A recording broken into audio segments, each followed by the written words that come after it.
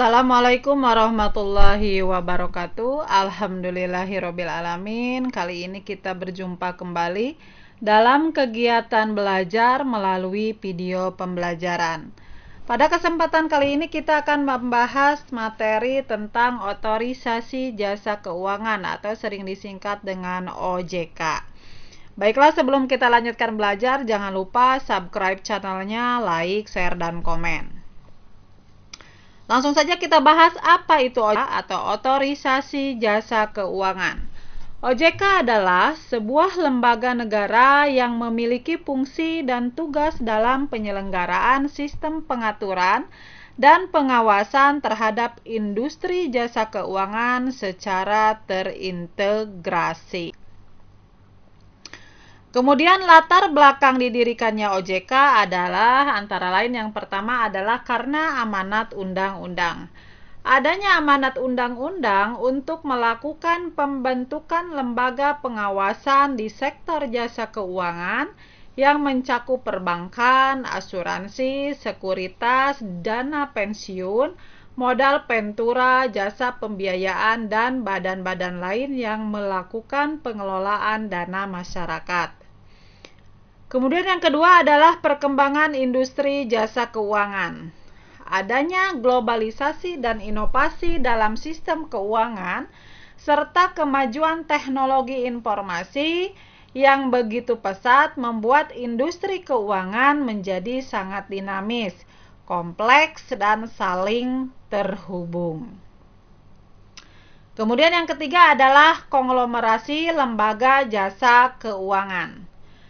Pengawasan perlu dilakukan terhadap lembaga jasa keuangan yang memiliki beberapa anak perusahaan di bidang jasa keuangan yang berbeda kegiatan usahanya atau konglomerasi.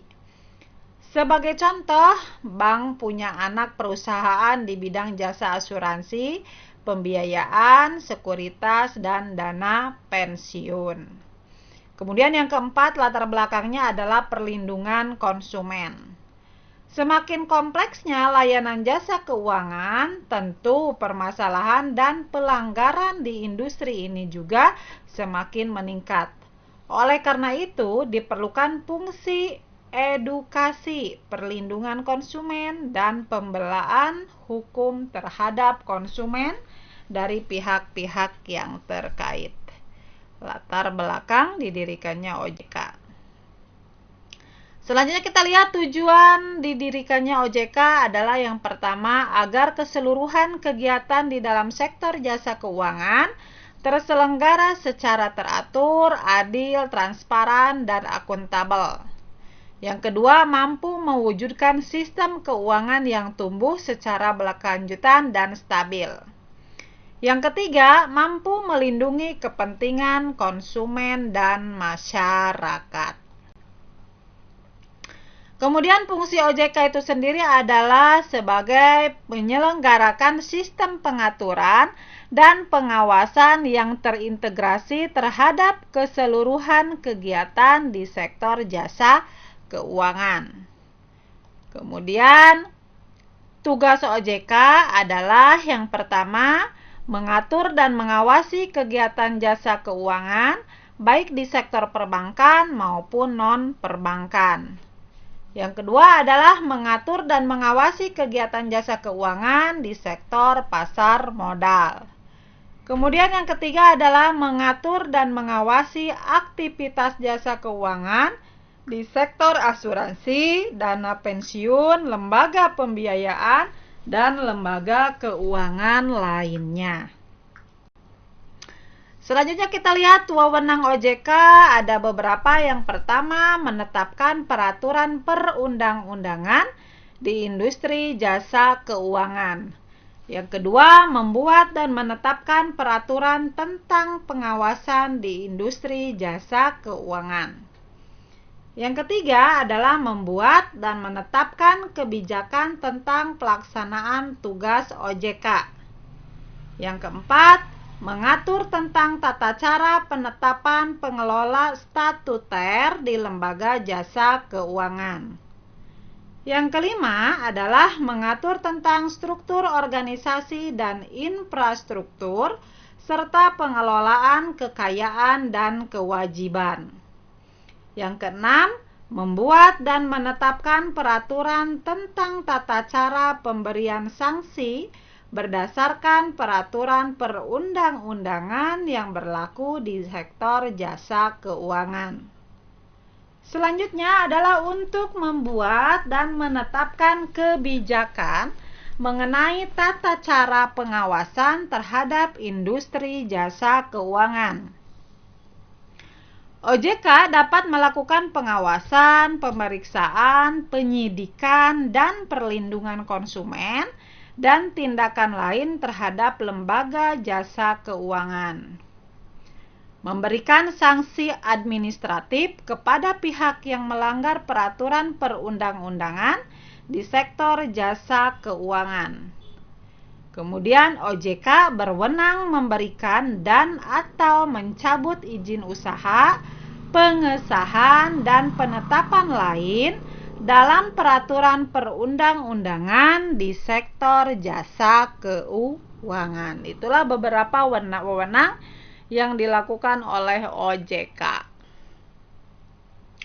Selanjutnya kita lihat asas-asas OJK. Yang pertama ada asas independensi.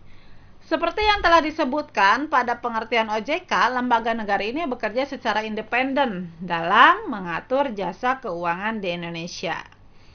Kemudian yang kedua adalah asas kepastian hukum.